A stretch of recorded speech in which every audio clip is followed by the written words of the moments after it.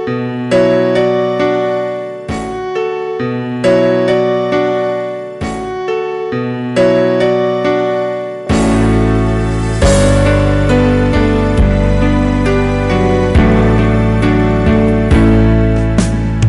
வேளையிலும் நாம் தேவனுடைய வார்த்தைக்காக ஒரு வசனத்தை வாசித்து நாம் தியானிக்கலாம்.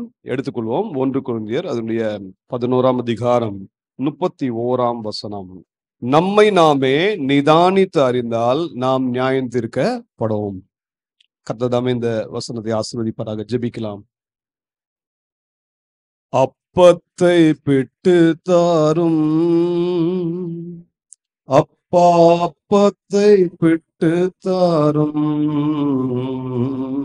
அப்பத்தை பிட்டு தாரும், அப்பா அப்பத்தை பிட்டு தாரும், ஒப்பில்லா வார்த்தையாம் அப்பத்தை பிட்டு தாரும், ஒப்பில்லா வார்த்தையாம் அப்பத்தை பிட்டு தாரும், ஆசீர்வதித்தே அருளும், அப்பா ஆசீர்வதித்தருளும்,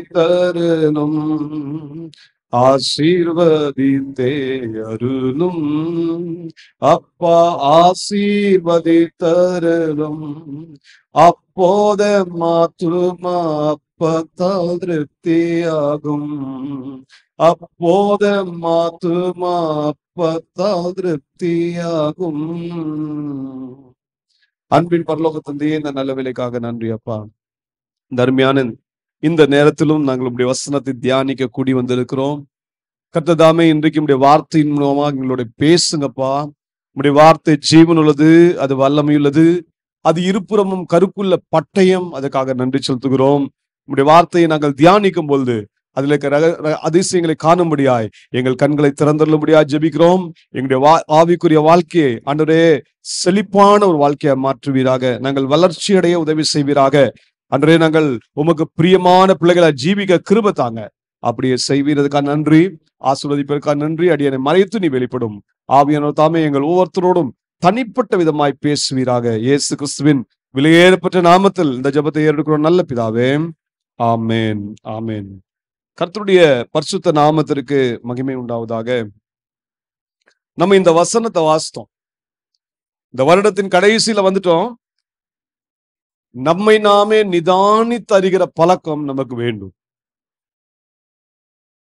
கிறிஸ்துவத்தின் ஒரு சிறப்பே என்னன்னா, ஏதோ ஆண்டவரை ஆராதிச்சோம், ஏதோ ஆண்டவரை தொழுது கொண்டோம், வேதத்தை வாசித்தோம், ஊழியம் செஞ்சோம், ஜெபம் பண்ணோம், இப்படி இல்லை.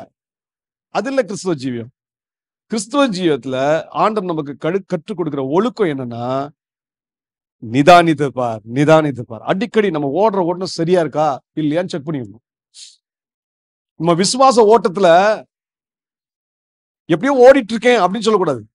கொஞ்சம் நிறுத்தி, கொஞ்சம் ஸ்டாப் பண்ணிட்டு, ஓட்டத்தை நிப்பாட்டிட்டு நம்ம தேவ சமூகத்துல போய் உட்கார்ந்து, ஆண்டவரே உம்முடைய வசனத்தின் வெளிச்சத்துல என்னை ஆராய்ந்து பாரும், என்னோட பேசும், என்னை மாற்றிக்கொள்ள எனக்கு உதவி செய்யும் என்று சொல்லி நம்ம ஒப்பு கொடுக்கிறது தான் கிறிஸ்துவ ஜீவன். ஏன்னா கிறிஸ்துவ ஜீவன் என்ன ஜீவனா, இது ஒரு கற்றுக்கொள்கிற ஒரு அனுபவம். கிறிஸ்துவம் என்று சொன்னாலே கிறிஸ்துவை உடையவர்கள் எப்படிப்பட்டவர்களா இருக்கணும்னு கேட்டீங்கன்னா, கிறிஸ்துவை ஏற்றுக்கொண்டவர்கள் மாத்திரமல்ல, கிறிஸ்துவில் வேர்கொள்கிறவர்களாய் மாறணும், கிறிஸ்துவின் மேல் கட்டப்பட்டவர்களா மாறணும், கிறிஸ்துவுக்குள் நடக்கிறவர்களா மாறணும். இந்த எல்லா காரியமும் நம்ம வாழ்க்கையில எப்ப நடக்கும் அப்படின்னு கேட்டீங்கன்னா, நாம் தேவனுடைய பாதத்திலே அமர்ந்திருந்து கற்றுக்கொள்ளும் போதுதான் இது நடக்கும்.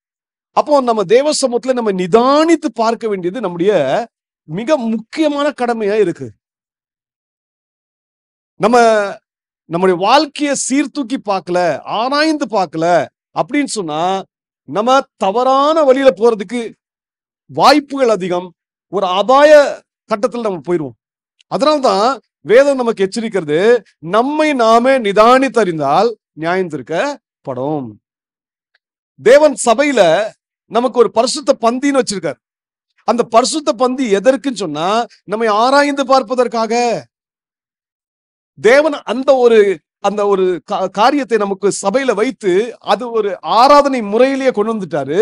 காரணம் என்னன்னா, நாம ஆராய்ந்து பார்த்தா நாம் நம்முடைய தவறை திருத்திக் கொள்வோம். நம்முடைய சுபாவம் யாருடைய சுபாவம் மாறிடும்னா, இயேசுவின் சுபாவமாய் மாறிடும். ஏன்னா பிதாவாகிய தேவனுடைய நோக்கம் அதுதான். ரோமர் 8:28-29 வாசிக்கிறீங்க. பிதாவாகிய தேவன் நம்மை தெரிந்து கொண்டதுக்கு நோக்கம் என்ன, நம்மை முன்னறிந்ததுக்கு நோக்கம் என்ன அப்படின்னு கேட்டீங்கன்னா, நம்ம எதுக்காக முன்குறித்து இருக்கிறார்னு கேட்டீங்கன்னா, அவர் நம்மை தம்முடைய குமாரனின் சாயலுக்கு ஒப்பாய் மாற்றும்படியாய் முன்குறித்து இருக்கிறார். அவருக்கு என்ன தேவைன்னா, நம்ம கிறிஸ்து இயேசுவின் அந்த பரிபூர்ண வளர்ச்சியில வளரணும்னு தேவன் விரும்புறார். இன்னைக்கு தேவ பிள்ளைகளே, நம்முடைய வாழ்க்கையில இந்த வளர்ச்சி இருக்கா அப்படின்னா, நம்ம எப்பவுமே நிதானித்து பார்க்கிற பழக்கம் இருக்கணும். நம்ம ஓடுற ஓட்டத்தை கொஞ்சம் நிப்பாட்டிட்டு நிறுத்தி நிதானமா பார்த்து தேவ சமூகத்துல உட்கார்ந்து, ஆண்டவரே என்னோட பேசும், இப்படி கேட்டு பாருங்களேன். கர்த்தர் பெரிய காரியங்களை நம்ம வாழ்க்கையில செய்வார். தாவீது ராஜா இப்படிப்பட்ட சுபாவம் உடையவராய் இருந்தார். சங்கீதங்களின் புத்தகம் அதனுடைய 26ஆம் அதிகாரம் 1ஆம் வசனம் 2ஆம் வசனத்தை கொஞ்சம் வாசிக்கலாமா? கர்த்தாவே என்னை நியாயம் விசாரியும், நான் என் உத்தமத்திலே நடக்கிறேன், நான் கர்த்தரை நம்பி இருக்கிறேன், ஆகையால் நான் தள்ளாடுவதில்லை. கர்த்தாவே என்னை பரீட்சித்து என்னை சோதித்து பாரும், என் உள்ளிந்திரியங்களையும் என் இருதயத்தையும் புடமிட்டு பாரும். நல்ல கவனிங்க, தாவீது கர்த்தரை ஆராதிக்கிற ஒரு மனிதன், கர்த்தருக்கு பலி செலுத்துகிற ஒரு மனிதன், கர்த்தருக்கு பிரியமான ஒரு வாழ்க்கை வாழ்ந்த ஒரு மனிதன், தேவனுடைய சித்தத்தை நிறைவேற்றின ஒரு நல்ல மனிதன். அந்த மனிதனுடைய வாழ்க்கையில இந்த செயல்லாம் ஏன் நடந்துச்சுன்னு தெரியுமா? தாவீது தன் வாழ்க்கையில பூர்ணமாய் வெற்றி அடைந்துதான் தன் வாழ்க்கை ஓட்டத்தை முடித்தார். பூர்ண ஆயுசுடன் மரித்தார் என்று தாவீதை குறித்து வேதம் சாட்சி கூறுகிறது. ஆண்டவரே சாட்சி கூறினார். தாவீது என் இதயத்துக்கு ஏற்ற மனுஷன் சொல்லிட்டு சொல்றாரு, நான் எதையெல்லாம் செய்யணும்னு விரும்புறேனோ என் சித்தத்தை எல்லாம் தாவீது நிறைவேற்றுவான். இப்படிதான் ஆண்டவர் கற்றுக் கொடுத்தார். நீங்க அப்போஸ்தலர் 13ஆம் அதிகாரத்துல வாசித்து பாருங்க. அதுல தாவீதை குறித்து நல்ல சாட்சியை ஆண்டவர் சொல்கிறார். எதுக்கு சொல்கிறேன்னா, தாவீதுல இருந்த நல்ல குணாதிசயம் என்னன்னு கேட்டீங்கன்னா, தாவீது ஆண்டவர்ட்ட போய், ஆண்டவரே என்னை நியாயம் விசாரியும், என்னை பரீட்சித்து பாரும், என்னுடைய இருதயத்தை ஆராய்ந்து பாரும், என்னுடைய உள்ளிந்திரியங்களை நீர் ஆராய்ந்து பாரும், இப்படின்னு ஆண்டவர்ட்ட போய் ஜெபிக்கிற ஒரு மனிதனா இருந்தார். எத்தனை முறை நம்ம இப்படி ஜெபிச்சிருக்கோம் ஆண்டவர்ட்ட போய், ஆண்டவரே என் இருதயத்தை ஆராய்ந்து பாரும். நம்ம எல்லாம் ஆண்டவர்ட்ட வந்து விண்ணப்பம் பண்ண என்ன விண்ணப்பம் பண்றோம்? ஆண்டவரே எனக்கு இதை தாரும், எனக்கு பதவி தாரும், எனக்கு நல்ல ஒரு வேலை தாரும், எனக்கு சுகம் தாரும், இப்படிதான் நம்ம கேட்கிறோம். ஆனா தாவீதை போல இந்த குணாதிசயம் நமக்கு இருக்கா? ஆண்டவரே என் இருதயத்தை ஆராய்ந்து பாரும், என் உள்ளிந்திரியங்களை பரீட்சித்து பாரும், இப்படி சொல்ற பழக்கம் இருந்துச்சுன்னா நீங்க உத்தமத்துல நடப்பீங்க. உத்தமத்துல நடக்கிறது மத்தவன்ல தாவீது சொல்றது போல நீங்களும் தைரியமா சொல்ல முடியும், நான் தள்ளாடுவது இல்லை. தன்னைத்தானே நிதானித்து அறிந்தால் இடற மாட்டீங்க. இடறுதலே கிடையாது. இடறுதல் இல்லைன்னா நியாய தீர்ப்பும் இல்ல. ஹல்லேலூயா. இந்த உலகத்துல உங்களுக்கு தள்ளாட்டம் வருதுன்னா எங்கேயோ நீங்க நிதானித்து அறியலன்னு அர்த்தம். தேவ சமூகத்துல உங்களை ஆராய்ந்து பார்க்கலன்னு அர்த்தம். தேவனே என்னை ஆராய்ந்து பாரு, என்னை பரீட்சித்து பாரு, என்னை நியாயம் விசாரியும் என்று சொல்லலன்னு அர்த்தம். அப்போ நம்ம இந்த காரியத்தை செய்து விட்டோம் என்றால் ஒன்று சொல்லட்டும், நம்முடைய கால், நம்முடைய விசுவாச ஓட்டம் அது தள்ளாடுவதில்லை. நம்ம ஒரு வெற்றியுள்ள வாழ்க்கை வாழ்வோம். நம்முடைய முடிவு நித்திய ராஜ்யத்துல இருக்கும், தேவனுடைய ராஜ்யத்துல இருக்கும். பரலோகத்துல நாம பரிசுத்தவான்களின் சுதந்திரத்தை அடைகிற பிள்ளைகளா மாறுவோம். அப்படி இல்லாத பட்சத்துல வசனம் சொல்லுது, நியாயம் தீர்க்கப்படுவோம்.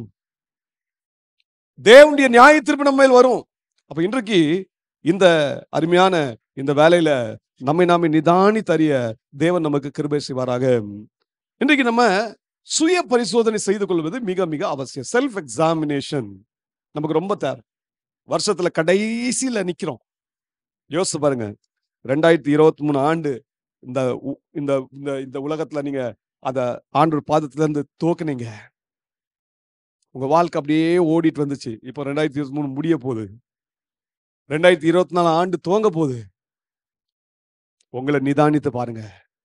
நிதானித்து பாத்தீங்கன்னா 2024 ஆண்டுல நீங்க தள்ளாட மாட்டீங்க. 2024 ஆண்டுல நீங்க முன்னேறி செல்வீங்க.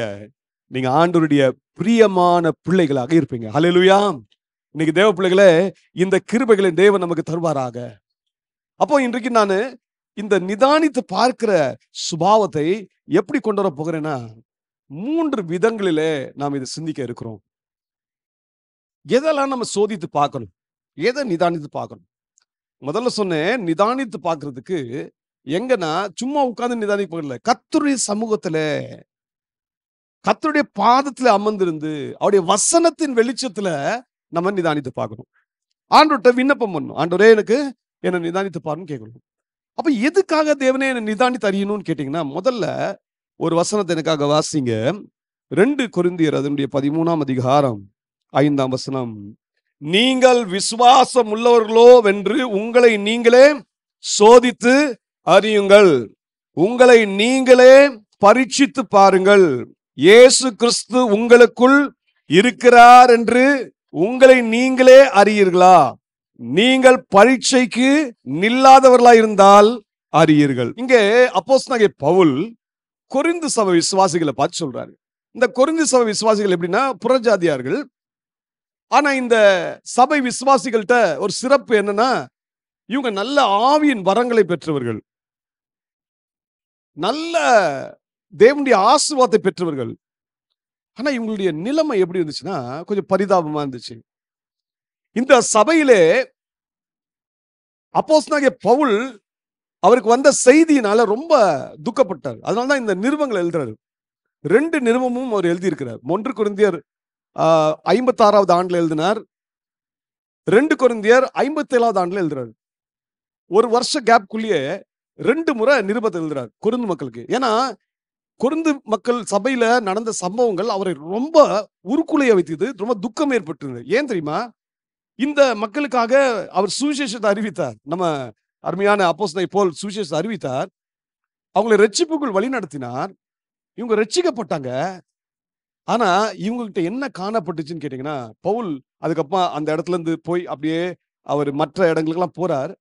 அப்ப எபேசுல இருக்கும்போது அவர் இந்த முதலாவது நிருபத்தை எழுதுறார். எபேசு பட்டணத்துல இருக்கும்போது முதலாவது நிருபத்தை எழுதும்போது அவருக்கு என்ன செய்தி வருதுன்னா, கொரிந்து மக்கள்கிட்ட பயங்கரமான வேறுபாடுகள் காணப்படுது, ஒற்றுமை இல்ல. அதான் நீங்க முதலாவது கொரிந்தியர் அதனுடைய 1ஆம் அதிகாரம் 10ஆம் வசனத்துல 12ஆம் வசனத்தை வாசித்தீங்கன்னா, பவுல் அதை சுட்டி காட்டுகிறார். சொல்றாரு, பவுலாப்பா உங்களுக்காக ரத்தம் சிந்தினாரு, அப்போலாவா உங்களுக்காக ரத்தம் சிந்தினாரு, கேபாவா உங்களுக்காக மரித்தார், உங்களுக்காக மரித்தவர் இயேசு அல்லவா, அவருடைய ரத்தத்தினால் அல்லவா நீங்க ரட்சிக்கப்பட்டீங்க. அவர் சொல்றாரு, பவுல் ஜஸ்ட் விதை விதைத்தாரு, அப்போலோ நீர் பாய்ச்சினார், விளைய செய்ததோ கர்த்தர் தேவன். ஆனா அந்த கொரிந்து சபையில என்ன காணப்படுதுன்னா டிவிஷன்ஸ், ஒரு பெரிய பிரிவு. என்ன பிரிவு அப்படின்னு கேட்டீங்கன்னா, ஒருத்தர் சொல்றாரு நான் பவுலை சார்ந்தவன், ஒருத்தர் சொல்றாரு நான் அப்போலோவை சார்ந்தவன், ஒருத்தர் சொல்றாரு நான் கேபாவை சார்ந்தவன். எல்லா அப்போஸ்தலர்கள் தான், எல்லாம் ஊழியக்காரர்கள் தான். அங்க ஹீரோ வர்ஷிப் நடந்துட்டு இருக்கு. இவங்க யாரை விசுவாசி ஏற்றுக்கொண்டாங்க? இயேசுவை விசுவாசி ஏற்றுக்கொண்டாங்க. இவங்க பேர் என்ன? கிறிஸ்தவர்கள், கிறிஸ்துவை உடையவர்கள். கிறிஸ்துவை விசுவாசிக்கிறதுனால கிறிஸ்து நமக்குள்ள வாசம் பண்றார். நம்ம கிறிஸ்துவனை உடையவர்கள். இந்த காரியத்தை கொரிந்து மக்களுக்கு நினைவு கூட்டுகிறார். அவங்ககிட்ட காணப்பட்ட அந்த அந்த வேற்றுமை, அந்த ஒருமனம் இல்லாத தன்மை, அது கண்டு விசனம் அடைந்தார். இரண்டாவது, அதே 1 கொரிந்தியர்ல நீங்க 5ஆம் அதிகாரத்துல வாசித்தீங்கன்னா, இந்த கொரிந்து விசுவாசிகள் மத்தியில காணப்படுகிற ஒழுக்கக்கேடு, விபச்சாரம் என்னும் பொல்லாத பாவம் இவங்ககிட்ட காணப்பட்டுச்சு. ரட்சிக்கப்பட்டவங்க தான். திருப்பி உலக சிநேகம் இவங்களுக்குள்ள வந்துருச்சு. ஆண்டவரையும் ஆராதிக்கிறாங்க, உலகத்தையும் நேசிக்கிறாங்க, உலகத்தையும் ஆராதிக்கிறாங்க. இன்னைக்கு தேவ பிள்ளைகளை இந்த 2 படியில நீங்க போக முடியாது. ஒன்று ஆண்டவரை நேசிக்க தெரியணும், இல்லைன்னா உலகத்தை நேசிக்க தெரியணும். 2 படிக்கட்டுல நீங்க கால் வச்சுட்டு போகவே முடியாது, பிரயாணம் பண்ண முடியாது. இன்னைக்கு அநேகருக்கு சினிமா மோகம் இருக்கு. சபை விசுவாசிகள் சினிமா உட்கார்ந்து பார்த்துட்டு இருக்காங்க. சினிமால பார்க்கிற காட்சிகள் எப்படிப்பட்ட காட்சிகள்? ரொம்ப நல்ல காட்சிகளா? உங்களுக்கு பக்தி விருத்தி ஏற்படுத்துதா? கிறிஸ்துவை உடையவன் ஒரு நாளும் உலகத்தில் சிநேகம் வைக்க மாட்டான். கொரிந்து சபை மக்கள் இப்படிதான் இருந்தாங்க. கொரிந்து சபை மக்கள் விபச்சார பாவத்தில் ஈடுபட்டு இருக்காங்க. பவுல் ரொம்ப व्यसனப்பட்டு சொன்னாரு, இது புறஜாதிகள்கிட்ட கூட காணப்படாத அளவுக்கு மோசமான பாவம் செய்யறீங்களேன்னு சொல்றாரு. இது 1 கொரிந்தியர் 5ஆம் அதிகாரத்தை வாசித்து பாருங்க. ஃபுல்லா அதுல எழுதப்பட்டிருக்கு. இன்னைக்கு உலகத்தின் எல்லா ஃபேஷன் நமக்குள்ள வந்துருச்சு. ஆனா நம்ம விசுவாசின்னு சொல்றோம். தேவப்பிள்ளையே நல்ல கவனமா இருங்க. ஓட்டம் ஓடுறீங்க, ஆராய்ந்து பாருங்க. ஆராய்ந்து பார்க்கலன்னா ஒரு நாள் நியாய தீர்ப்பு வந்துரும். அது 2வது ஒரு பெரிய தவறை சுட்டி காட்டுகிறார். அதனாலதான் யாக்கோபு சொல்லும்போது சொன்னாரு, விசுவாசிகளை பார்த்து சொன்னாரு. என்ன சொன்னாரு? வாசிங்க யாக்கோபு அதனுடைய 4ஆம் அதிகாரம் 4ஆம் வசனம். விபச்சாரரே, விபச்சாரிகளே, உலக சிநேகம் தேவனுக்கு விரோதமான பகை என்று அறியீர்களா? ஆகையால் உலகத்துக்கு சிநேகிதனாய் இருக்க விரும்புகிறவன் தேவனுக்கு பகைஞனாய் இருக்கிறான். நம்மில் வாசமாயிருக்கிற ஆவியானவர் நம்மிடத்தில் வைராக்கிய வாஞ்சியா இருக்கிறார் என்று வேத வாக்கியம் வீணாய் சொல்லுகிறது என்று நினைக்கிறீர்களா? விசுவாசியை பார்த்து தான் கேட்கிறாரு. விசுவாசி எதை சிநேகிக்கிறான்? உலகத்தை. நல்லா கவனிங்க. நீங்க உலகத்தில் இருக்க பொருட்கள் எல்லாம் சிநேகிக்க ஆரம்பிச்சுன்னா அந்த சுபம் அப்படியே உள்ள வந்துடும். உங்களுக்கு அது தவறுன்னு தெரியாது. எதை ஆண்டவர் தவறுன்னு சொல்லிட்டாரோ, எது அசுத்தம் சொல்லிட்டாரோ அதை மீண்டும் போய் தொடக்கவே கூடாது. நாய் தன் கக்கினது போல ஒரு விசுவாசி போய் மீண்டும் எதை பிடிச்சிடக்கூடாது? அசுத்தத்தை போய் திரும்பி சாப்பிடக்கூடாது. தேவன் அதை விரும்பவில்லை. ஒரு விசுவாசிய தேவன் தம்முடைய அறிவினாலே, இயேசு கிறிஸ்துவை அறிகிற அறிவினாலே இந்த உலகத்தின் அசுத்தத்திற்கு விலக்கி மீட்டெடுத்தார். அப்படின்னா மீண்டும் உலகத்தின் அசுத்தம் நம்மை தொத்திக் கொள்கிறதா? கவனிக்கவும். நம்முடைய வாழ்க்கையில ஆராய்ந்து பார்த்தா இந்த அசுத்தத்திலிருந்து நம்ம விடுபட்டுருவோம். இங்க சொல்றாரு, விபச்சாரிகளேன்னு சொல்லி கடினமான வார்த்தையை பயன்படுத்துறாரு. உலக சிநேகம் தேவனுக்கு விரோதமான பகை. பகை நமக்குள்ள யார் வாசம் பண்றா? ஆண்டவராகிய இயேசு கிறிஸ்து வாசம் பண்ற, பரிசுத்த ஆவியான வாசம் பண்றாரு. அப்போ இந்த பரிசுத்தமான ஆண்டவர் நமக்குள்ள வாசம் பண்ணும்போது எப்படி அசுத்தத்துல போய் நம்ம கை கொடுப்போம்? கொடுக்க கூடாதே என்று சொல்றாரு. அததான் சொல்றாரு, நீங்க பெருமையுள்ளவர்களா மாறிட்டீங்கன்னு சொல்றாரு. பெருமையுள்ளவர்களுக்கு கர்த்தர் எதிர்த்து இருக்கிறார், தாழ்மையுள்ளவர்களுக்கோ அதிகமான கிருபையை கொடுக்கிறார். யார் தாழ்மையுள்ளவர்கள்? யார் தேவன்கிட்ட வந்து ஆண்டவரே நான் என்ன ஆராய்ந்து பார்க்கிறேன், என்ன மன்னிச்சிருங்க, நான் தப்பு பண்ணிட்டேன், என்னை ஏற்றுக்கொள்ளுங்கன்னு சொல்றாங்களோ அவங்க தான் தாழ்மையுள்ளவர்கள். அந்த தாழ்மையுள்ளவர்களுக்கு தேவன் கிருபையின் மேல் கிருபை தருகிறவராய் இருக்கிறார். இதோட நிக்கல. அப்போஸ்தலன் பவுல் கொரிந்து மக்கள்கிட்ட அடுத்தபடியாக அவர்கிட்ட காணப்பட்ட இன்னொரு காரியம்னா ஆராதனை முறைகளை பற்றி பேசுறார். கள்ள போதகங்கள், தவறான வழிமுறைகள், இதை குறித்து பேசுறாரு. தான் தோன்றித்தனமா ஆராதிக்கிறது, தான் தோன்றித்தனமா எல்லாவற்றையும் ஒழுங்குமுறையே இல்ல. தேவன் இதையும் அங்க கடிந்து கொண்டார். இப்படி சொல்லிட்டு தான் அவர் மீண்டும் அடுத்த நிருபத்தை திருப்பி அவர் 57வது ஆண்டுல எழுதுறாரு. இது மக்கதோனியால இருந்து எழுதுறாரு. இந்த மக்கதோனியால எழுதும்போது ரொம்ப அழகா சொல்லி தராரு. கவனிங்க. நீங்கள் விசுவாசம் உள்ளவர்களோ வென்று உங்களை நீங்களே சோதித்து அறியுங்கள். நீங்கள் விசுவாசிகள் சொல்ல, நீங்கள் விசுவாச முள்ளவர்களோ வென்று. நல்லா கவனிக்கணும். நம்ம பேரு விசுவாசியா இருக்கலாம், ஆனா அநேக விசுவாசம் நமக்குள்ள வாசம் பண்ணாது. அப்போஸ்தலன் பவுல் சொல்லி தந்தாரு, விசுவாசத்தினால்தான் தேவன் நம்முடைய இருதயத்துல வாசம் பண்றாரு. விசுவாசத்தினால்தான். விசுவாசம் இல்லாமல் தேவனை பிரியப்படுத்தவே முடியாது. பரிசுத்தம் அடைஞ்சிட்டா தரிசிக்கலாம், ஆனா விசுவாசம் இருந்தாலும் தொடர்ச்சியா நீங்க பயணம் பண்ண முடியும் ஆண்டவரோட. அந்த பிரியம் உங்களோட இருக்கும். ஏன்னா யார்கிட்ட தேவன் பிரியமுள்ளவரா இருக்கிறாரோ அவங்களை விட்டு போகவே மாட்டாரு. அல்லேலூயா. பென்யமீனை குறித்து வேதம் சொல்றது, பென்யமீன் நீ எனக்கு பிரியமானவன், நீ எனக்கு பிரியமானவன், நான் உன் கூட இருப்பேன், உன் எல்லைக்குள்ள வாசம் பண்ணுவேன், உன்னை என்னாலும் காப்பேன். எத்தனை அற்புதமான தேவன். தேவனுக்கு பிரியமா நடந்தா போதுங்க, அவர் நம்மளை விட்டு போக மாட்டார். நீங்க ஆண்டவரே என் கூட இரும் என்று சொல்ல தேவையே இல்லை.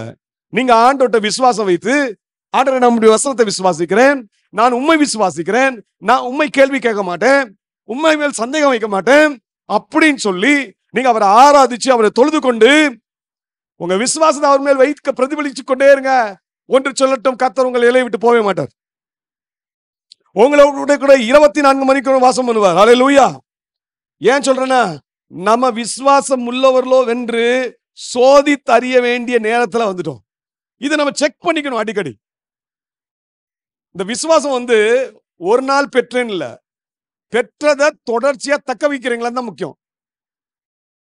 ரட்சிக்கப்பட்ட உடனே விசுவாசத்தை தேவன் நமக்கு தராரு. எப்படி தராரு? இயேசுதான் அந்த விசுவாசம்.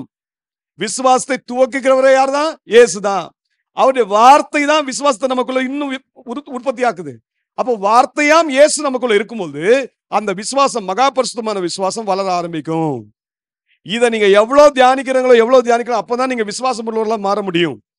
அப்போ ஒவ்வொரு நாளும் நம்ம எப்படி இருக்கணும் கேட்டீங்கன்னா, விசுவாசத்தை தக்க வைத்துக் கொள்கிற பிள்ளைகளாக இருக்கணும்.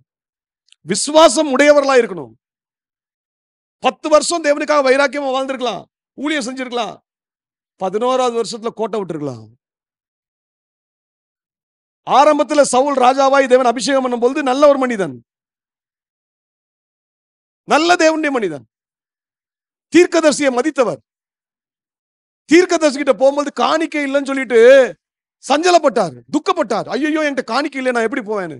வேலைக்காரன் சொல்றான், என்கிட்ட இருக்குது, அதுல போயிடலாம்னு சொல்றான்.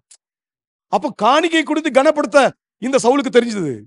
ஆனா அதே சவுல் அபிஷேகம் பண்ணி தேவன் வைத்த பிறகு தன்னை நிதானித்து அறியாததுனால விசுவாசத்தை விட்டு வலிவு போனான். விசுவாசத்தை விட்டு வலிவு போனதுனால சவுலுடைய வாழ்க்கை எப்படி முடிஞ்சது தெரியுமா?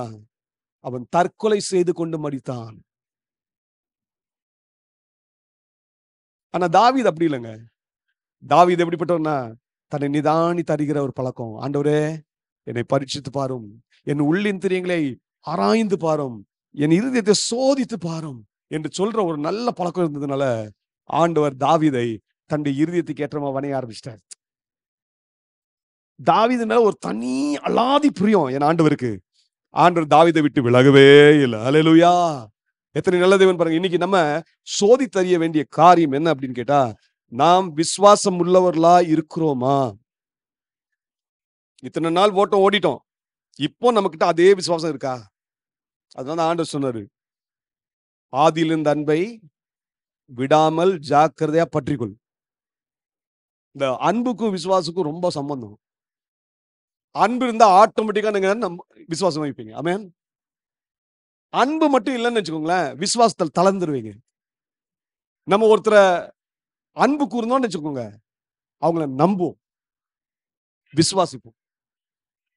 ஆனா ஒருத்தர் மேல அன்பு இல்லைன்னு வச்சுக்கோங்க, 1000 தான் அந்த நபர் உங்களுக்கு நன்மை செய்தாலும், 1000 தான் உங்களுக்கு அவர் நல்லது காரியம் செய்தாலும் நீங்க என்ன செய்ய மாட்டீங்க?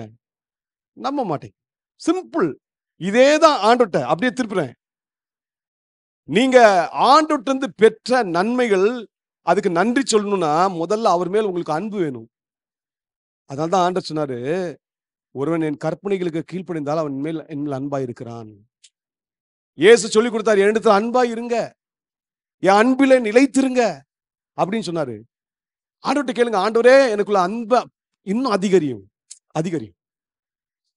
ரட்சிக்கப்பட்ட உடனே ஆண்டவர் முதல் நமக்கு கொடுக்கிறது என்ன தெரியுமா? அன்பை தான் கொடுக்கிறார். ரோமர் 5ஆம் அதிகாரம் 5ஆம் வசனம் 5ல இருந்து 8ஆம் வசனம் வரைக்கும் வாசித்து பாருங்க. பரிசுத்த ஆவியானவர் ஒரு மனிதனுக்குள்ளே வந்து அவனுக்குள்ள எதை ஊற்றுறாரு? தேவ அன்பை ஊற்றுகிறார். நீங்க இயேசுவின் இரத்தத்தினால் கழுவப்பட்ட உடனே நீதிமான்ல மாறுறீங்க. நீதிமான்ல மாறினவர்கள் தேவன் சமூகத்தில் நிற்பதற்கு தகுதி பெறுறீங்க. தகுதி பெற்ற உங்களுக்குள்ள என் ஆண்டவராகிய கர்த்தர் தம்முடைய அன்பை ஊற்றுகிறார். எதுக்கு அன்பை ஊற்றுறாரு தெரியுமா? அந்த விசுவாசத்துல நிலைத்திருக்கும்படியாக. தேவன் கொடுத்த அந்த மகா பரிசுத்தமான விசுவாசத்துல நிலைத்திருக்கணும்னா தேவ அன்பு உங்களுக்குள்ள பிரவாகித்தணும். ஆண்டவர்ட்ட கேளுங்க, ஆண்டவரே எனக்குள்ள உண்மையில அன்பை இன்னும் அதிகரிங்க. இந்த மாதிரி நீங்க ஜெபிக்க ஆரம்பிச்சீங்கன்னா விசுவாசம் ஆட்டோமேட்டிக்கா வளரும். அப்போ உங்க வாழ்க்கையில எதிர்மறையான சூழ்நிலைகள் வரும்போது, உங்கள் வாழ்க்கையில பிரச்சனைகள் வரும்போது, அவமானங்கள் வரும்போது, நிந்தைகள் வரும்போது, வசனத்தின் நிமித்தமாக உபத்திரவங்களும் பாடுகள் வரும்போது இன்னும் அதிகமா நேசிப்பீங்க. அப்ப என்ன திரும்ப சொல்வீங்க?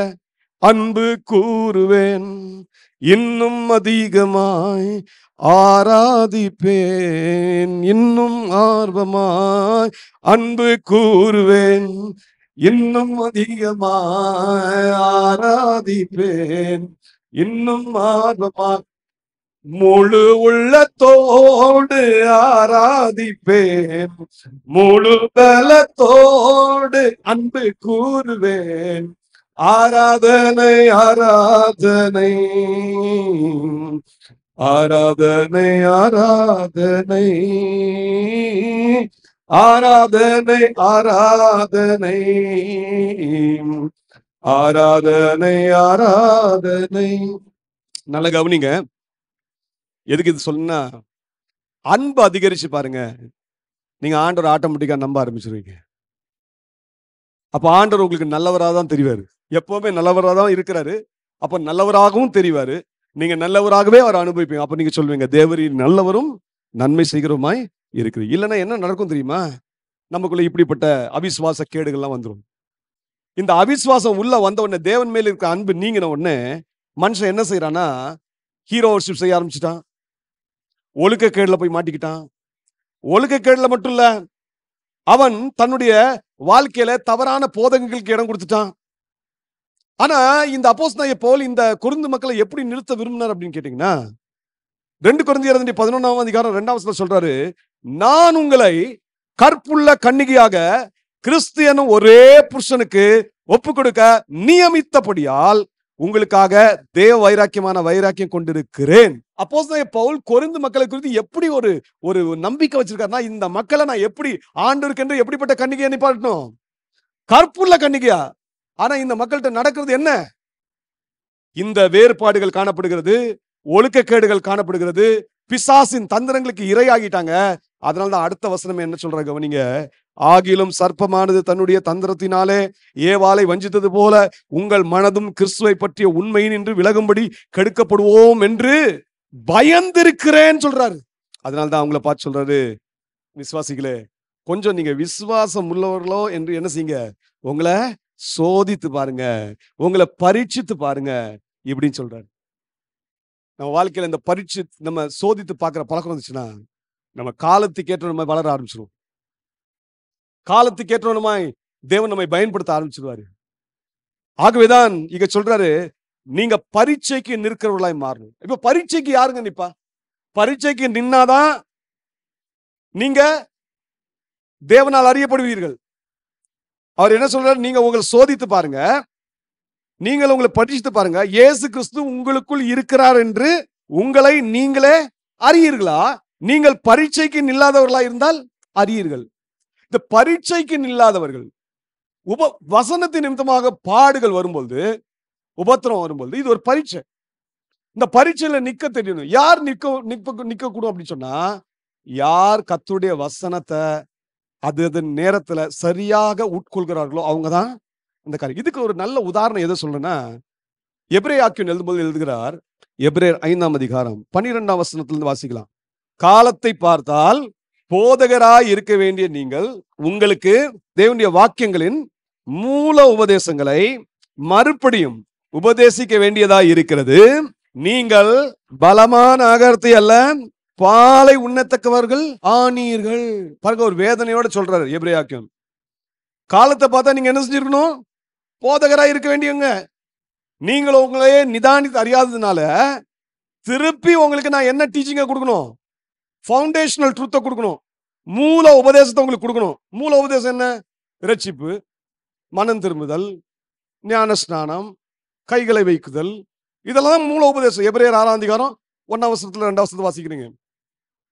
இதை மீண்டும் உங்களுக்கு போட வேண்டியதா இருக்கே அப்படின்னு சொல்றாரு, வேதனைப்படுறாரு. ஏன் இந்த பரிதாப நிலை இந்த விசுவாசிகளுக்குன்னு காரணம் கேட்டீங்கன்னா, இவங்க தேவையான ஆகாரத்தை ஒழுங்கா உட்கொள்ளவே இல்லை. சபையில வர்றது நோக்கம் என்ன? தேவ பிள்ளைகள் கிறிஸ்து இயேசுவின் வளர்ச்சிக்கு ஒப்பாய் மாறணும், கிறிஸ்து இயேசுவை அறிகிற அறிவில வளரணும். இதுக்குதான் ஆண்டவர் சபையில என்ன கொடுத்திருக்காரு? உபதேசங்களை கொடுத்திருக்காரு, உபதேச சட்டங்களை கொடுத்திருக்கிறார். அப்போஸ்தலருடைய உபதேசம் அதுக்குதான். எந்த விசுவாசி அப்போஸ்தலருடைய உபதேசத்துல தரித்திருக்க மாட்டானோ, உறுதியாய் தரித்திருக்க மாட்டானோ, அவன் ஒரு நாளும் வளர முடியாது. நீங்களும் நானும் நம்ம நிதானித்து அறிய வேண்டியது மிக மிக அவசியம். இங்க சொல்றாரு, காலத்தை பார்த்தால் நல்ல பலமான ஆகாரத்தை சாப்பிட்டுருக்கணும், நீங்க உபதேசிக்கிறவங்கள மாறி இருக்கணும். ஆனா நீங்க எப்படி இருக்கீங்க? இன்னும் பால உண்ணத்தக்கவர்களா இருக்கிறீங்க. உங்களுக்கு இன்னும் அந்த வசனத்தின் மேன்மையே தெரியலையே. பாருங்க, அவர் சொல்றாரு, பால் உண்கிறவன் குழந்தையாய் இருக்கிறபடினாலே நீதியின் வசனத்தில் பழக்கம் இல்லாதவனாய் இருக்கிறான். வசனம் தெரியும், ஆனா வசனத்துல என்ன இல்ல? பழக்கம் இல்ல. எக்ஸசைஸ் பண்றதுக்கு ரெடியா இல்ல. நல்லா சாப்பிட்டு போட்டுட்டு எக்ஸசைஸ் பண்ணலன்னா என்ன ஆகும்? அதுக்கு என்ன வியாதி வரும்? ஒபிசிட்டி. நல்லா குண்டாயிருவான். நடக்கவும் முடியாது, உட்காரவும் முடியாது, வேலை செய்ய முடியாது, தேவ திட்டத்தை நிறைவேற்ற முடியாது. இன்னைக்கு நிறைய பேர் பால் உண்கிற மதிய அந்த அந்த வசனத்தை குடிச்சிட்டே இருக்காங்க, அவ்வளவுதான். அவங்க விசுவாசம் உள்ளவர்களா இருக்க மாட்டாங்க. பரீட்சைக்கு நிக்கவே மாட்டாங்க. ஏன்னா பலமான ஆகாரம் சாப்பிடலையே. அப்போ தேவன் தம்முடைய வசனத்தின் மூலமாக நம்மை பலப்படுத்துகிறார். அதனாலதான் அப்போஸ்தலர், அப்போ நம்ம நீதியின் வசனத்தை பழக்கம் உள்ளவர்களா இருந்தா என்ன நடக்கும்? நன்மை தீமை இன்னதென்று அறிந்து கொள்ளலாம். இன்னைக்கு பாருங்க, நிறைய விசுவாசிகளுக்கு இன்னைக்கு கூட பொய்யான உபதேசம் என்ன, பொய்யான தீர்க்கதரிசனம் என்ன, உண்மையான தீர்க்கதரிசனம் என்ன வித்தியாசம் காண முடியாத நிலையில இன்னைக்கும் இருக்காங்க. 40 வருஷம் கிறிஸ்தவர்களா இருக்காங்க, சபைக்கு போறாங்க, ஆராதிக்கிறாங்க. ஆனா இன்றைக்கு வரைக்கும் இது கள்ள உபதேசம், இது நல்ல உபதேசம், இது கள்ள தீர்க்கதரிசனம், இது நல்ல தீர்க்கதரிசனம் வித்தியாசம் காண தெரியல. ஏன் அப்படின்னு கேட்டா, இவங்க இன்னும் பலமான ஆகாரம் உட்கொள்ள. அதான் அடுத்த வசனம் சொல்றார், பலமான ஆகாரமானது நன்மை தீமை இன்னதென்று பயிற்சியினாலே பகுத்தறியத்தக்கதாக முயற்சி செய்யும் ஞானேந்திரியங்களுடையவர்களாகிய பூரண வயதுள்ளவர்களுக்கே தகும். இது யாருக்கு? இவங்க எப்படிப்பட்ட வயது அடைகிறாங்க? பூரண வயது. அப்போ இவங்களுக்கு ஞானேந்திரியெல்லாம் நல்ல வளர்ச்சி அடைந்து, இப்ப அது எப்படி வளர்ச்சி அடையுது? முயற்சியினாலதான் வளர்ச்சி அடையுது. முயற்சி இல்லைன்னா வளர்ச்சியும் இல்லை. அப்போ நீங்க கிறிஸ்துவ ஜீவியத்துல நீங்க உங்களையே தேவ சமூகத்துல ஒப்பு கொடுத்து முயற்சி செய்வதற்கு நீங்க பழக்கி வைக்கணும். அப்ப நிறைய பேரு தங்கள் விசுவாசம் உள்ளவர்களா இருக்கிறாங்களே என்று தெரியாம இருக்காங்க. அதனால பவுல் சொல்லி தராரு, கொரிந்திய மக்களே, நீங்கள் விசுவாசம் உள்ளவர்களோ என்று பரீட்சித்து சோதித்து பாருங்க. நீங்க பரீட்சைக்கு நிற்கிறவர்களா இருந்தீங்கன்னா நீங்க விசுவாசம் உள்ளவர்கள். நீங்க பரீட்சைக்கு நில்லாதவர்கள்னா விசுவாசம் உடையவர்கள் அல்ல. முதல் காரியத்தை நம்ம நிதானித்து பார்க்க வேண்டியது இதுதான். இன்னைக்கு நம்ம ஒவ்வொருத்தருக்கும் தனிப்பட்ட விதத்துல எப்படின்னு அவங்கவுங்க தான் நிதானிக்க முடியும், நான் சொல்ல முடியாது. நீங்க எந்த அளவுக்கு விசுவாசத்துல இருக்கீங்க, நீங்க எந்த அளவுக்கு ஆண்டவருக்கு பிரியமா ஜீவிக்கிறீங்க, இதை எப்படி நீங்க அலசி பார்ப்பீங்க? நீங்க தான் தேவ சமூகத்துல உட்கார்ந்து ஆராய்ந்து பார்த்து இது சரி செய்யணும். நீங்க அப்படி சரி செஞ்சு பாருங்க, விசுவாசத்தின் அளவு கூட ஆரம்பிச்சிடும். அப்போ விசுவாசத்தில் நீங்க வளர ஆரம்பிச்சிருவீங்க. அப்ப விசுவாசத்துல வளர்ந்தீங்கன்னா தேவனுக்கு பிரியமான பிள்ளைகளாய் மாறுவீங்க. இரண்டாவதுக்கு ஒரு முக்கியமான காரியத்தை சொல்றேன். எதை நாம் சிந்தித்து ஆராய வேண்டும்? எடுத்துக்கொள்வோம் புலம்பல், அதனுடைய 3ஆம் அதிகாரம் 40ஆம் வசனம். நாம் நம்முடைய வழிகளை சோதித்து ஆராய்ந்து கர்த்தரிடத்தில் திரும்ப கடவோம். இவங்க எரேமியா எழுதும் போது சொல்றாரு, ஏன்னா எரேமியா கர்த்தருடைய கோபத்தை பார்த்த மனுஷன். 1ஆம் வசனத்தை கவனிங்க, அதே அதிகாரத்தின் 1ஆம் வசனம்.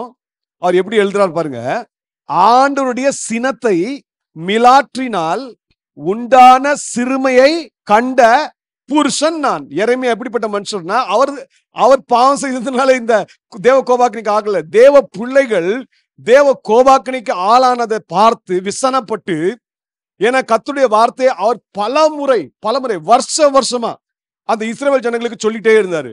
உங்க வழிகளை சிந்தித்து பாருங்க, உங்க வழிகளை சிந்தித்து பார்த்து உங்களை சரிப்படுத்திக்கோங்க, நிதானித்து பாருங்க சொன்னாரு. ஆனா கேட்கவே இல்லை. கடைசியில ஆண்டவர் என்ன செஞ்சிட்டாரு? அவங்களை 70 வருஷம் சிறையிருப்பு காமிச்சிட்டாரு. யூதா ஜனங்கள் பாபிலோனுடைய சிறையிருப்புக்கு 70 வருஷம் தள்ளப்பட்டாங்க. அந்த சினத்தை கண்ட மனிதன் தான் இந்த எரேமியா. அதனால என்ன சொல்றாரு தெரியுமா? இப்ப புலம்பல் பாடும்போது என்ன பாடுறாரு பாருங்க, நம்முடைய வழிகளை சோதித்து ஆராய்ந்து யார்கிட்ட திரும்பிடணும்? கர்த்தரிடத்தில் திரும்பணும். இன்னைக்கு நம்முடைய வழிகள் என்று சொல்ற காரியம் நம்முடைய வாழ்க்கை முறைகள். முதல்ல விசுவாசம் இருக்கிறான்னு பார்க்க சொன்னேன். ரெண்டாவது உங்களுடைய லைஃப் ஸ்டைல கவனிங்க.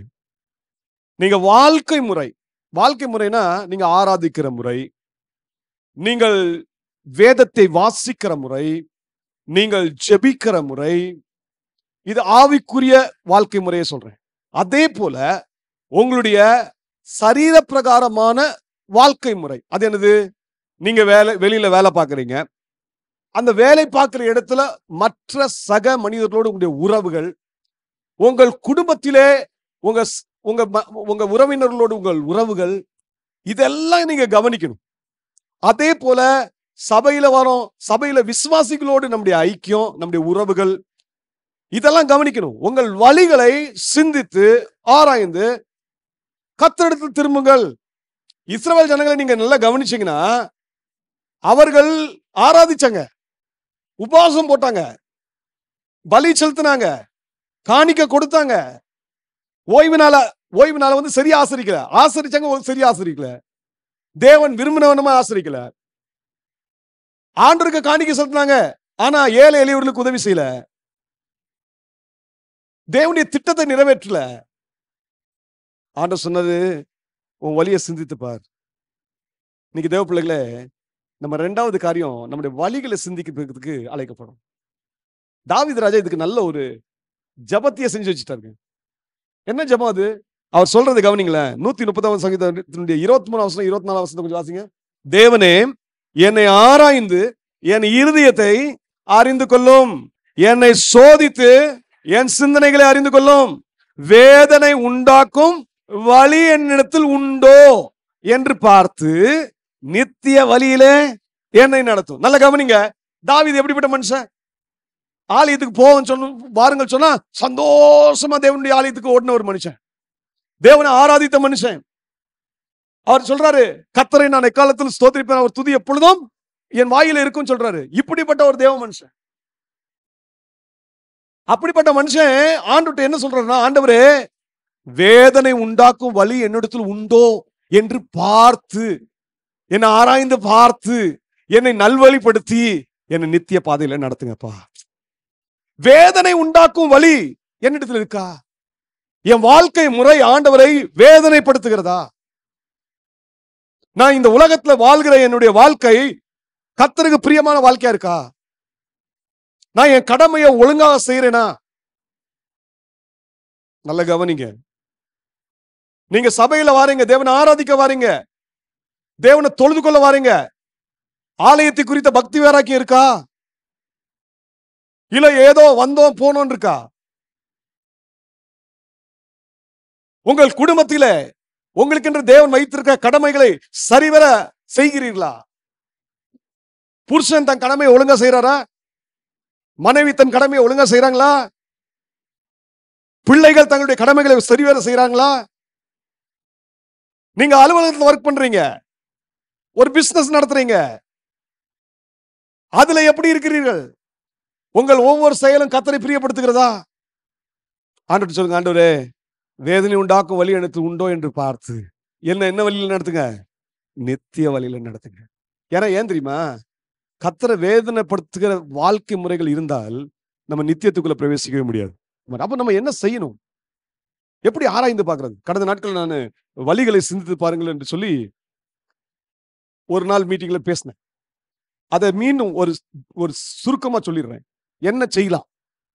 நம்ம வழிகளை சிந்தித்து பார்க்கணும்னா முதல் காரியம், சங்கீதங்களின் புத்தகம் 119 அதிகாரம் 59 என் வழிகளை சிந்தித்துக் கொண்டு என் கால்களை உம்முடைய சாட்சிகளுக்கு நேராக திருப்பினேன். முதல் காரியம், நம்முடைய கால்கள், எந்த கால்கள் ஆண்டவருக்கு பிரியமா நடக்காம வேற வழியில ஓடுதோ அந்த காலை எதுக்கு நேரா திருப்புங்க?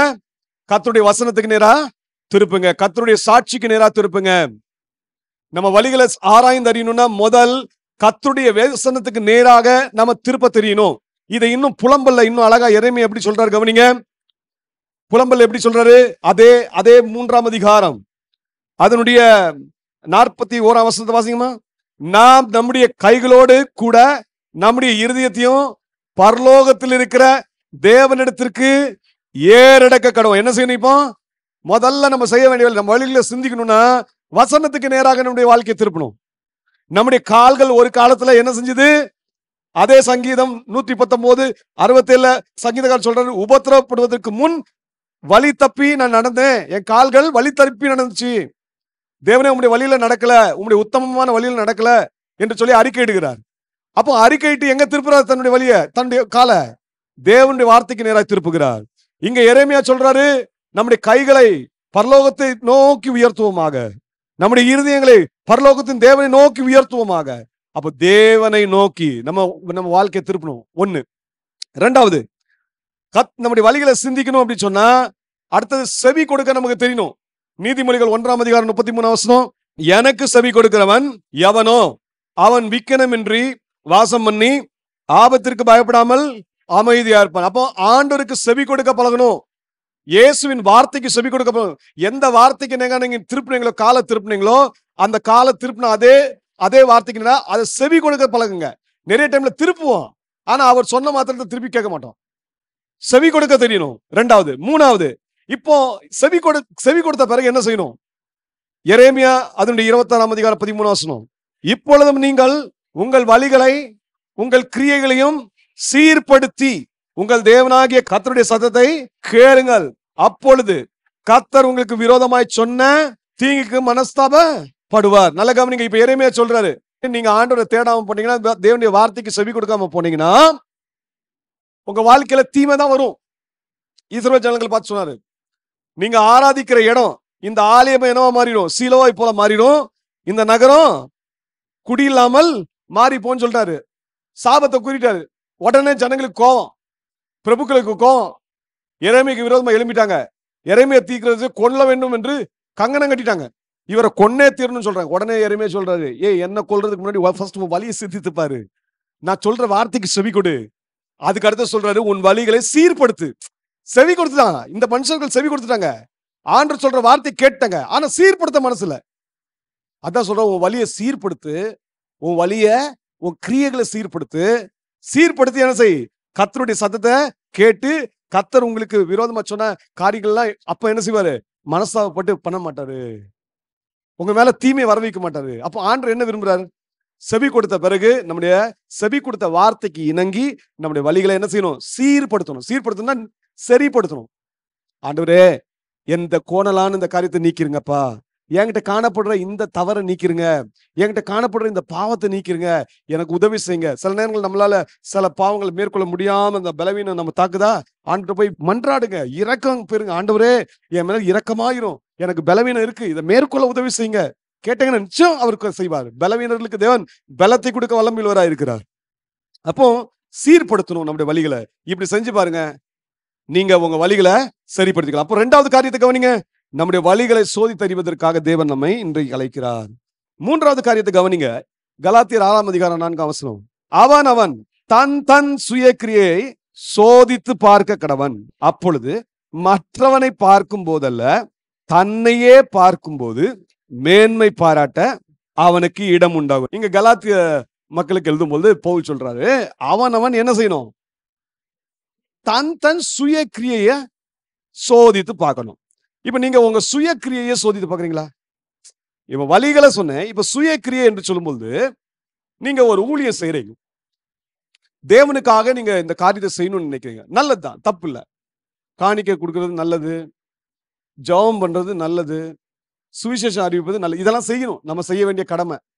ஆனா ஆண்டவர் சொல்றாரு, இந்த உன்னுடைய சுய கிரியையை கொஞ்சம் என்ன செய்யும்? சோதித்து பார். இதுக்கு ஒரு சின்ன உதாரணத்தை காட்டுறேன். ஆண்டவராக இயேசு கிறிஸ்து நமக்கு நல்ல முன்மாதிரி. அவரை போல முன்மாதிரி வேற யாரும் கிடையாது.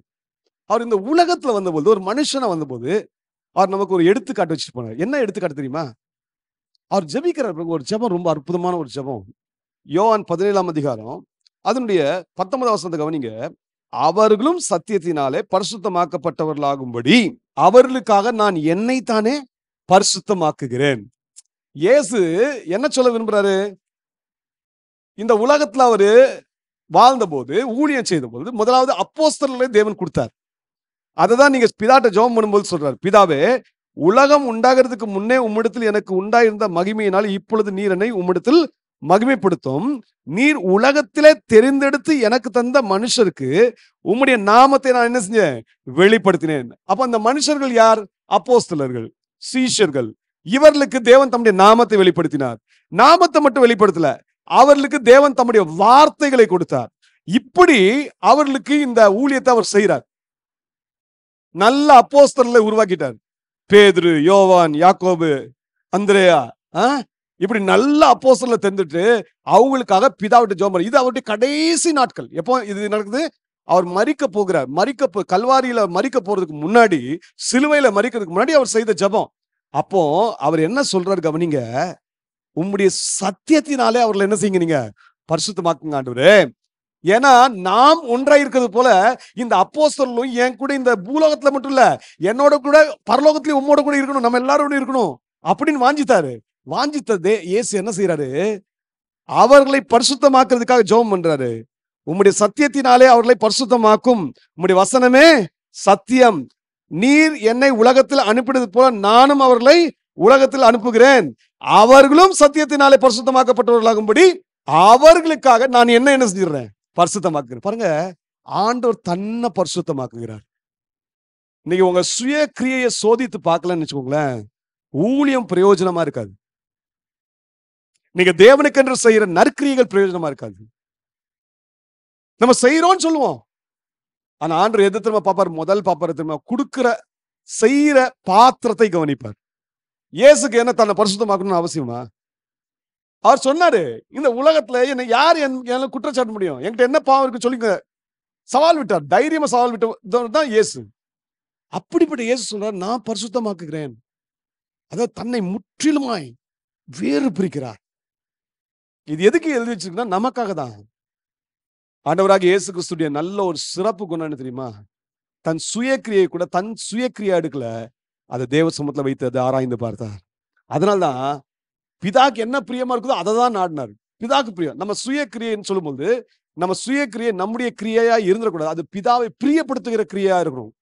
இயேசு என்ன செஞ்சாரு? முதலாவது வரும்போது எப்படி இருந்தாரு? எபிரேயர் அதனுடைய 10ஆம் அதிகாரம் 5 முதல் 7ஆம் வசனத்தை வாசிங்கன்னா, தேவனே உம்முடைய சித்தத்தின்படி செய்ய இதோ வருகிறேன், ஆயத்தமாயிட்டு பாருங்க.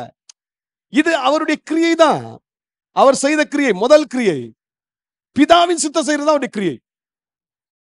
இந்த கிரியைய அவர் செய்து அவர் என்ன செஞ்சாரு?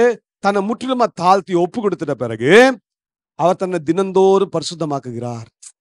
பிதாட்டு ஒப்பு கொடுத்து தன்னை பரிசுத்தமாக்குகிறார். இந்த பரிசுத்தமாக்குதல் அவருக்கு இருந்தபடினால்தான் பிதா அவர் மேல் பிரியமா இருந்தார். பிதா அவர் மேல் பிரியம் இருந்தபடினால பாருங்க, அவர் என்ன சொல்றாரு கவனிங்க. யோவான் 8ஆம் அதிகாரம் 29ஆம் வசனம். என்னை அனுப்பினவர் என்னுடனே கூட இருக்கிறார். பிதாவுக்கு பிரியமானவைகளை நான் எப்பொழுதும் செய்கிறபடியால் அவர் என்னை தனியே இருக்க விடவில்லை. என்னை தனியா விடவே மாட்டாருங்க. என்னை தள்ளாட விடவே மாட்டார். நீங்க உங்களையே சோதித்தறிந்தா நீங்க தள்ளாட மாட்டீங்க. பிதா உங்களை தனிமையா விட மாட்டாரு. உங்க மேல நியாய தீர்ப்பு வராது. இயேசு இதுக்கு நல்ல உதாரணம். இன்னைக்கு நம்முடைய வாழ்க்கையில ஒரு கிரியை செய்யறீங்களா? ஆண்டவருக்குன்னு செய்யறீங்க, உண்மைதான். அது எப்படி செய்யுங்க? கலாத்தியருக்கு எழுதும்போது பவுல் சொல்ற அழகா சொல்றாரு, உங்கள் கிரியைகளை சுய கிரியைகளை சோதித்து பாருங்க. சோதித்து பாருங்க, நான் செய்யறது சரிதானா? இது ஆண்டவருக்கு மகிமை செலுத்துதா இல்லையா? சில நேரங்களில் நம்ம கிரியை செய்வோம், சுய மகிமை வந்துடும். அது வரக்கூடாது. நீங்க எது செய்தாலும் கர்த்தருக்குனே செய்யுங்க. பாருங்க, அப்போ இயேசு கிறிஸ்து சொன்ன வார்த்தை, நான் என் மகிமையை நாடல, நான் பிதாவின் மகிமையை நாடினேன். என் மகிமையை நான் நாடி எந்த வேலையும் செய்யலன்னு சொல்றாரு.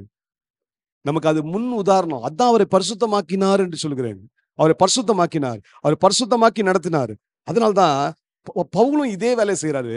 அவர் சொல்றாரு, நான் ஒன்னும் செய்யலப்பா. எவ்வளவு வேலை செஞ்சாரு, எவ்வளவு கிரியை செஞ்சாரு. அவர் கொரிந்தியருக்கு எழுதும்போது சொல்றாரு, நான் மற்ற அப்போஸ்தலர்களை காட்டிலும் அதிகமா பிரயாசப்பட்டேன், அதிகமாக சபையை நிறுவினேன், அதிகமான இடத்துக்கு சுவிசேஷம் அறிவிச்சேன். ஆயினும் அதனாலலாம் ஒண்ணும் இல்லைங்க, தேவனுடைய கிருபையினால் மாத்திரம் தான் நிலை நிற்கிறேன். இதுதான் சுய கிரியை ஆராய்ந்து பார்க்கிற குணம். அப்போ நம்ம அவனவன் என்ன செய்யணும்? தன் தன் சுயக்கிரியை சோதித்து பார்க்கணும். அப்பொழுது மற்றவனை பார்க்கும் போல இல்ல, தன்னையே பார்க்கும்போது மேன்மை பாராட்ட அவனுக்கு இடம் உண்டு. ஹல்லேலூயா. அப்ப உங்க மேன்மை பாராட்டலாம். நான் கர்த்தருக்குள் இருக்கிறேன், கர்த்தர் என்னோட கூட இருக்கிறார். இயேசு எப்படி மேன்மை பாராட்டினார்? பிதா என்னோட கூட இருக்காங்க, என்னை தனிமையா விடவே மாட்டார். ஏன்னா இந்த சொன்னதுக்கு பிறகுதான் இயேசு கல்வாரி சிலுவையில் அடிக்கப்பட போறார், பிடிக்கப்பட போறாரு. எல்லா சீசனும் ஒரே ஓட்டமா ஓட்டாங்க. யாரும் இயேசுவோட இல்ல. அவர் சொன்னாரு, நீங்க என்ன விட்டுட்டு ஓடிடுவீங்கன்னு சொல்லிட்டாரு. ஆனாலும் நான் தனிமையா இல்ல, பிதா என்னோட கூட இருக்கிறார். ஏன்னா நான் அவருக்கு பிரியமானதை செய்யறேன். இன்னைக்கு தேவ பிள்ளைகளே, இது சிந்தித்து உங்களை நிதானித்து பாருங்க. நம்மை நாமே நிதானித்திருந்தால் நாம் நியாயத்திற்கப்படும்.